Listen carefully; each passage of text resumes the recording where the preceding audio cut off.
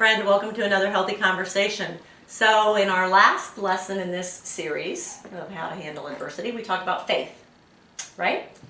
Yep. Talked about how to build it up, how to keep it going, reading in the morning, listening to positive sermons, messages. We didn't talk about songs. Boy, I listen to a lot of positive worded songs, a lot of praise and worship music, a lot of what we call happy music. We call it lake music, but just a lot of things that have you singing positive words over and over in your head, right? And today we want to talk about how words really do matter. So, how do you keep your faith up? How do you keep your mindset good? How do you keep a positive outlook? Because it's crucial. I'm going to prove it to you before this video is over. It's crucial the words that you let run through your own mind. It's crucial the words you speak, because your own mind hears it out loud. Subconscious hears everything. Mm-hmm, yep. Right? So there's a song called Oceans. That's a praise and worship song. It's a worship song, actually. It's Hillsongs, I think. And there's a line in the song that says, "I'll keep my eyes above the waves." And that's what we believe faith and positive language will do. We've all got these rocky, crazy waves of life in our life. It's very well put. I never thought about that. And if we go back to this story of Peter and Jesus out there on the water, Peter's job was to keep his eyes fixed on Jesus, to keep his eyes above the waves, to not look at the waves. Because when he looked at the waves, what happened? He started sinking. Yeah. He started sinking. So we believe that words help you keep your eyes above the waves. Now, as I shared in the last video, we have a lot of good friends who love us a lot. And we have a really sweet friend who recommended a name to us of a man who had been through what John same type of cancer is going through. And so she recommended that John talk to him, again, because she's a doll and cares about us. So John reached out to that man. Well, after a very short period of time of talking to him, the whole countenance of the conversation was going downhill very, very quickly. I mean, he wasn't upbeat. It was just everything that pretty much came out of his mouth was negative.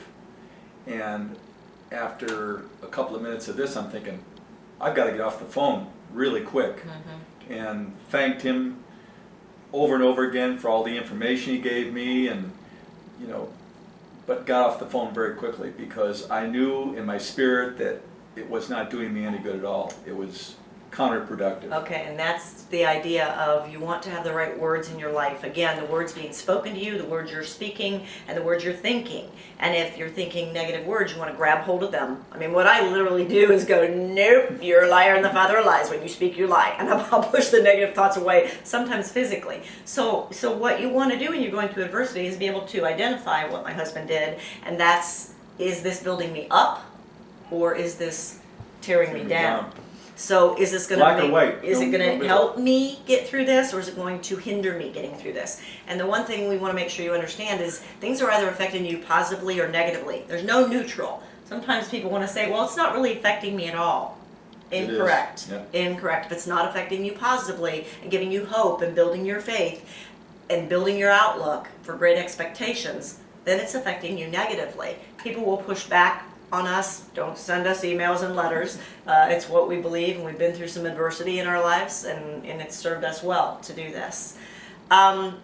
We have another friend who we need to go sit down and spend a great deal of time with, who has stood so steadfast in her faith when everyone, including all the medical professionals, said she should not be alive. She should not be positive. She should not have great expectations. But she did.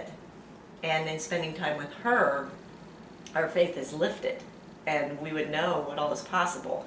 Now, we're not suggesting people keep their head in the clouds. You don't want to have a Pollyanna attitude toward Right, anything. Yeah. right. But you want to speak positive expectations. Words matter.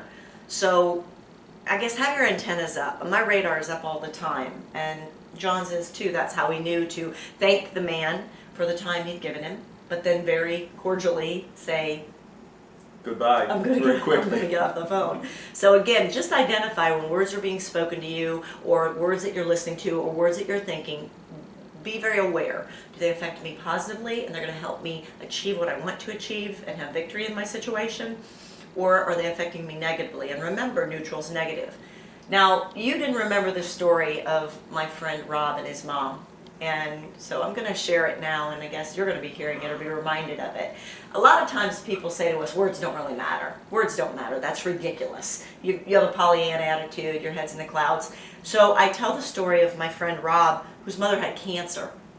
And he very much believes in positive mindset. And he said to her, you know, Mom, if you can just visualize that mass in your stomach shrinking. I just want you to close your eyes and just think about it shrinking, going down in size, and your blood being clean and you feeling full of energy. If you'll just visualize doing that every day and speak that out loud.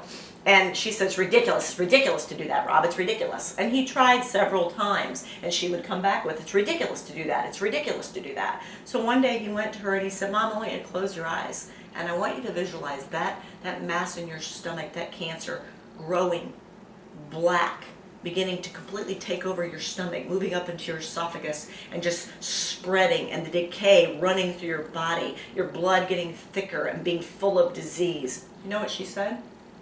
I would never do something like that. I would never, ever speak or think things like that. And his comment was, well, Mom, if you think the negative will work, then why don't you believe the positive will work? Words matter. Boy, they sure do when it's put like that. Thoughts matter.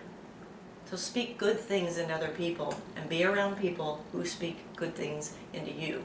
You are healed and fully alive. Amen to that.